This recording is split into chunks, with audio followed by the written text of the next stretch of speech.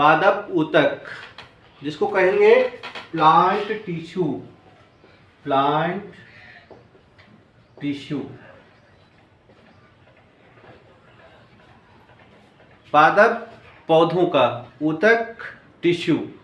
ऊतक किसे कहते हैं? कोशिकाओं का वह समूह जो रचना और कार्य में समान होता है, वो कहलाता है ऊतक। तो यहाँ पर हम पादप ऊतक, पौधों के ऊतक के बारे में आज जानेंगे।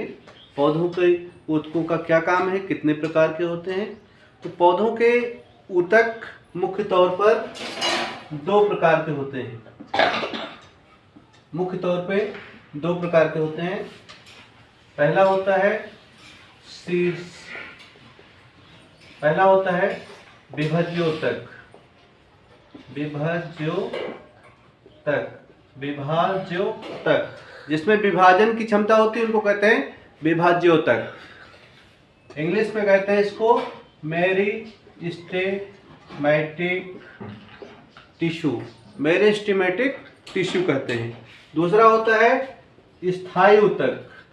स्थायी ऊतक, स्थायी परमानेंट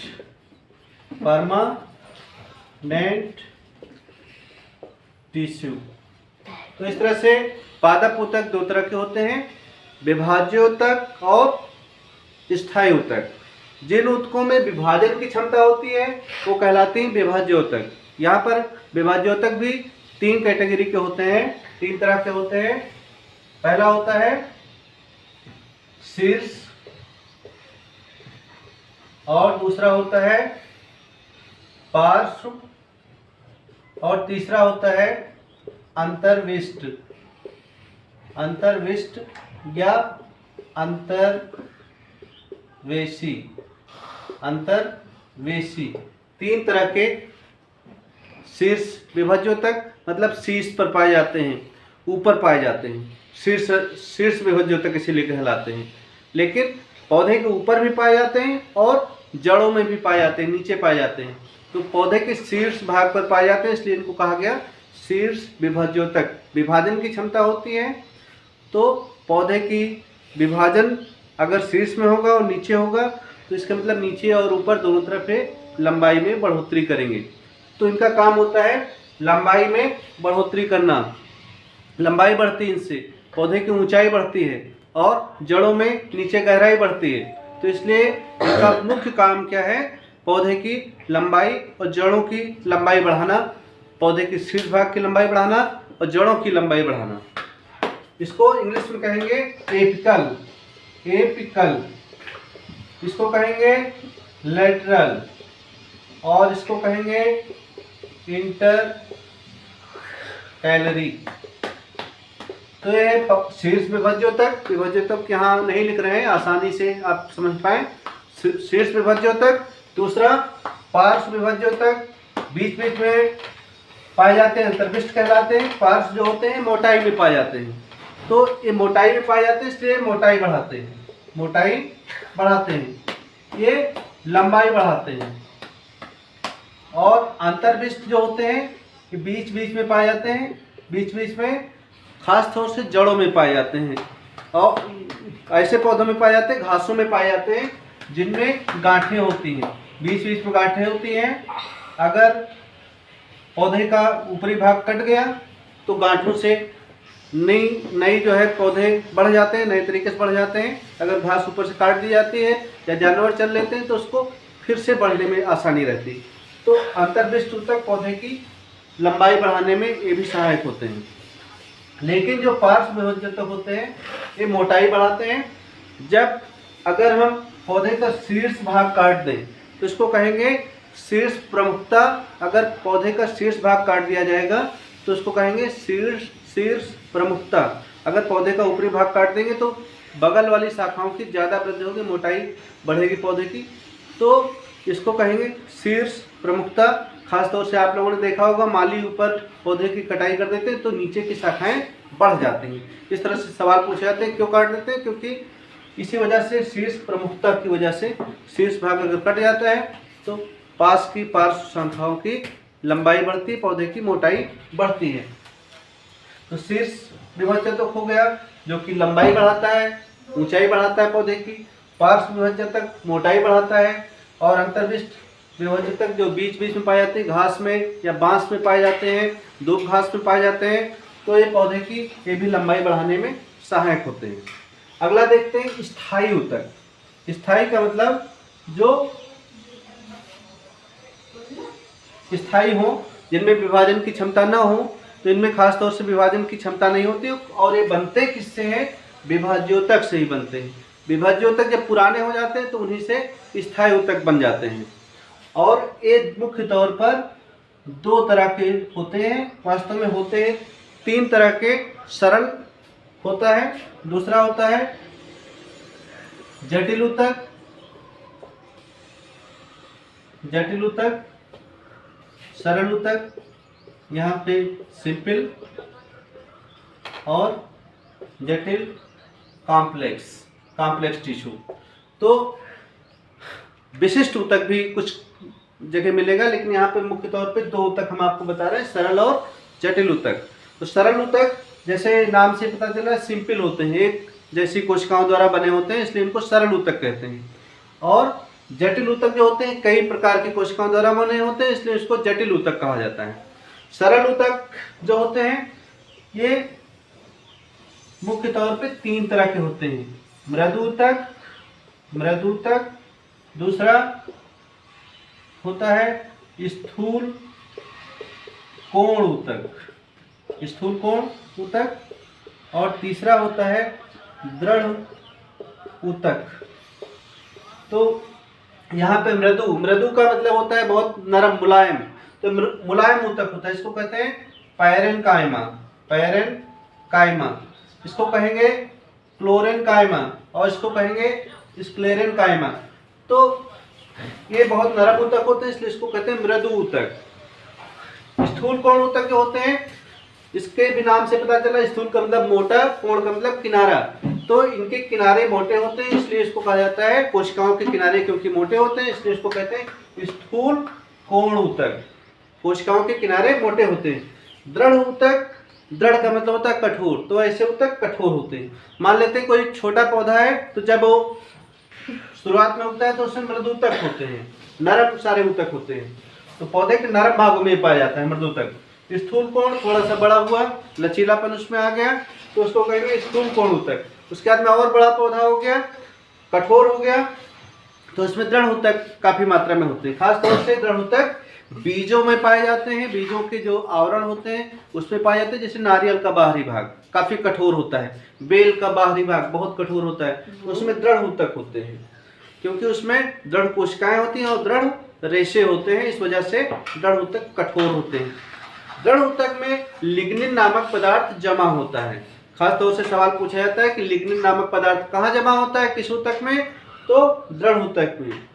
यहाँ पर स्थूल कोण ऊतक जो होता है, इनकी कोशिकाओं के किनारों पर पेक्टिन नामक पदार्थ जमा होता है, तो इसके किनारे भी मोटे होते हैं। और यहाँ जो मृदु ऊतक होता है, हम जो नरम पौधे के भाग देखते हैं आमतौर पे हरे होते हैं, तो इनका काम होता है प्रकाश संश्लेषण करना। इसके अलावा प्रकाश संश्लेषण करने के अलावा ये भोजन का संचय भी करते हैं। आप लोगों ने देखा होगा जो जलकुंभी होती है, जलकुंभी भी हरी होती है, काफी नरम होती है, लेकिन पानी में तैरती रहती ऊपर। तो ऐसे में हम कह सकते हैं कि उसका काम क्या है, पौधे को तैराना। तो मृदु ऊतक का काम एक होता है पौधे को तैराने में मदद करती है, प्लवन में मदद करती है। तो क्योंकि इनमें कोशिका के बीच में खाली जगह होती है, अंतर कोशिकीय स्थान होते हैं मृदु ऊतक में।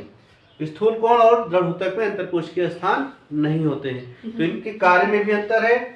मृदु ऊतक नरम होते हैं, प्रकाश संश्लेषण का काम करते हैं, तैरने में मदद करते हैं पौधे के, प्लवन में सहायता करते हैं, भोजन का संचय भी करते हैं, और स्थूल कोण ऊतक पौधे को लचीलापन प्रदान करते हैं, दृढ़ता प्रदान करते हैं।